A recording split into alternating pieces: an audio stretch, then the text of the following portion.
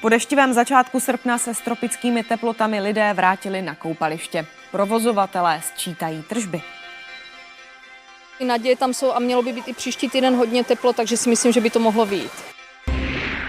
Ta výstraha tedy platí od dnešního odpoledne až do čtvrtečních 2 hodin ranních, bude pokračovat i během čtvrtka, a to kvůli tomu, že i zítra a také v dalších dnech mají znovu být tropické teploty, což je třeba ale dobrá zpráva pro provozovatele koupališť. Kvůli velmi silným dešťům a kvůli tomu, že bylo chladné počasí, byly areály na začátku srpna, tedy nějakých 10 dní zavřené, a provozovatelé se báli o tržby. Nicméně teď tam návštěvníci zase míří.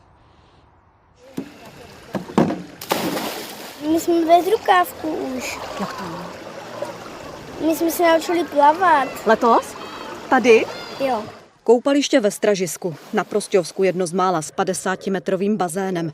I sem se vrátilo léto, návštěvníků přibývá po stovkách. Letošní návštěvnický rekord je nějakých 1200 lidí.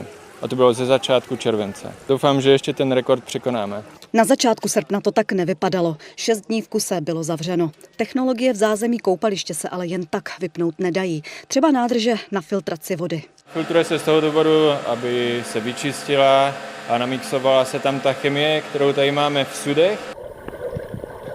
Letos jsme se snažili udělat hodně pro to, aby to koupaliště bylo ziskové, tak si myslím, že by ta sezona mohla vyjít v pořádku.